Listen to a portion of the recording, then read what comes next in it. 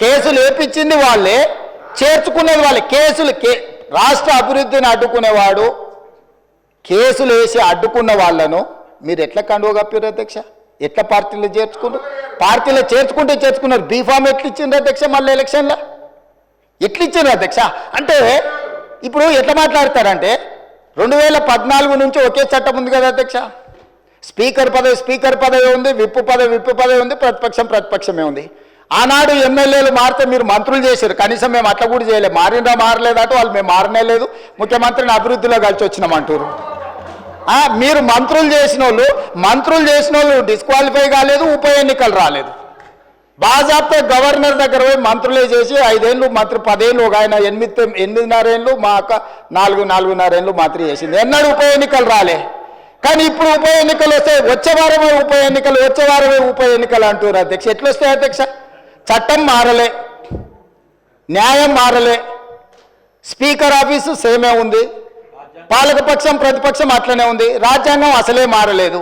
ఇంకెట్లా వస్తాయి అధ్యక్ష ఉప ఎన్నికలు? నాకు అర్థం కాలేదు.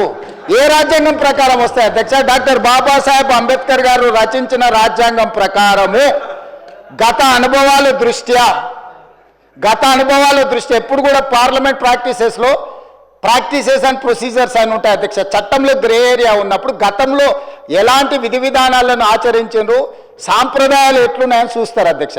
2014 నుంచి 2019, 2019 నుంచి 2023 వరకు ఏ సాంప్రదాయాలను ఈ సభ ఆచరించిందో అచ్చం గదే సాంప్రదాయాలను మనం ఆచరిస్తాం అధ్యక్ష.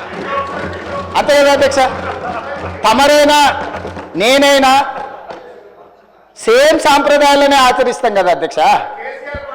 సో అందుకోసమని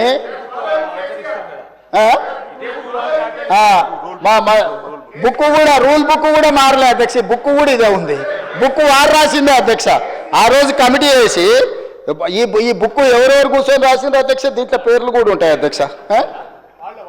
ఉంటుంది పేరు ఉంటుంది. వాళ్ళు ఈ కమిటీలో ఎవరున్నారో కూడా ఇందులో పేర్లు ఉంటాయి అధ్యక్ష. అందులో మిత్రుడు వివేకానంద వీళ్ళందరూ కూడా సభ్యులే అధ్యక్ష. మేమేం అడుగుతాడో నడుస్తలేము. ఆయన అడుగుల్లో నడుస్తాం, మడుగులో పడతాం. ఆయన అడుగులో నడుస్తామంటే మడుగులో పడతాం, సడుగులు ఇరుగుతాయి అధ్యక్ష. అట్లాంటి వాటి చేయం అధ్యక్ష. సాంప్రదాయాలను పాటిస్తామని అంటున్నాం అధ్యక్ష. ఈ సభ కొన్ని సాంప్రదాయాల ప్రాతిపదికన సభ నడుస్తుంది అధ్యక్ష.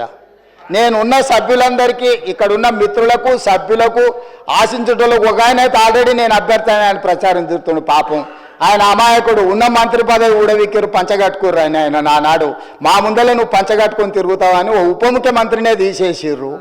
ఎందుకంటే కొంచెం మంచిగా డ్రెస్ అయితే కూడా వాళ్ళకి నచ్చక ఆ రోజు నేను చెప్పిన రోజు ఆ రోజు నాకు మంచి మిత్రుడే అప్పట్లో, అరే నువ్వు ఇంత మంచిగా కడక్ తయారై ఇట్లా చేసి నువ్వు సభలోకి వస్తే ఉద్యోగం ఊడుతుందన్న సరిగ్గా నెల తిరిగేటప్పటికి ఉద్యోగం ఊడిపోయింది అధ్యక్ష.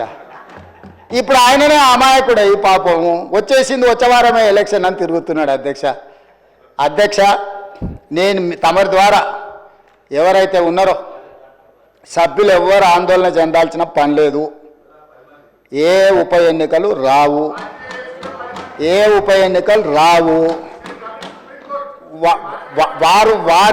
ఉప ఎన్నికలు వారు కోరుకున్నా రావు. ఎందుకంటే ఒకవేళ వారు ఎటు వచ్చినా ఏ ఉప ఎన్నికలు రావు. అక్కడ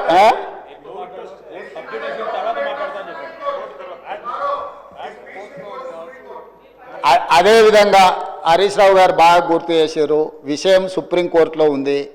ఆ సుప్రీంకోర్టులో సబ్జుడిస్ అయిన విషయంలో లోపల నేను మాట్లాడితే కొంత ప్రొటెక్షన్ ఉంది, కానీ బయట మాట్లాడే వాళ్ళకి ఎవరు ప్రొటెక్షన్ ఉండదు. Actual this house is immune for certain laws. ఈ సభలో మనం కొన్ని విషయాలు ప్రస్తావించవచ్చు. సభకు రక్షణ ఉంది తమ నాయకత్వంలో. కానీ సభ బయట ఉప ఎన్నికలు వస్తాయి, అయిపోయింది, వచ్చేవారమే ఎన్నికలు, మల్లవారమే ఎన్నికలు, ఇదంతా ఉత్తదే అధ్యక్ష. అదేంది జరిగేది లేదు, పోయేది లేదు, ఎవరు ఆందోళన చెందాల్సిన పని లేదు. ఎందుకంటే ఉప ఎన్నికల మీద మనం దృష్టి పెట్టాల్సిన అవసరం లేదు. అభివృద్ధి మీద నేను ఎందుకు ఇవన్నీ విషయాలు చెప్తున్నా అధ్యక్ష తమ ద్వారా అంటే, మా దృష్టి ఎన్నికలు ఉప ఎన్నికల మీద లేదు. మా దృష్టి రాష్ట్ర అభివృద్ధి మీద, రాష్ట్ర సంక్షేమం మీద, రాష్ట్రానికి పెట్టుబడులు తీసుకురావాలని, తద్వారా ఉద్యోగ ఉపాధి అవకాశాలు కల్పించాలని, శాంతి భద్రతలను కాపాడాలని, ఈ రాష్ట్రంలో ఎవరైనా తప్పులు చేస్తే వాళ్ళ పట్ల కఠినంగా వ్యవహరిస్తామని చెప్పడానికే ఈ అన్ని విషయాలు నేను ఇక్కడ ప్రస్తావించిన అధ్యక్ష. అంతకుమించి వేరే విషయం లేదు. అందుకే ప్రతిపక్ష పార్టీకి నేను సూచన చేస్తున్నా, మీ పట్ల మాకేం ద్వేషం లేదు, మాకెందుకు ఉంటుంది, ప్రజలు మిమ్మల్ని శిక్షించిండ్రు. ఇప్పుడు మీరు ఒక బాధ్యతతో కూడుకున్న సలహాలు సూచనలు ఇవ్వండి, తప్పకుండా వాటిని అమలు చేస్తాము.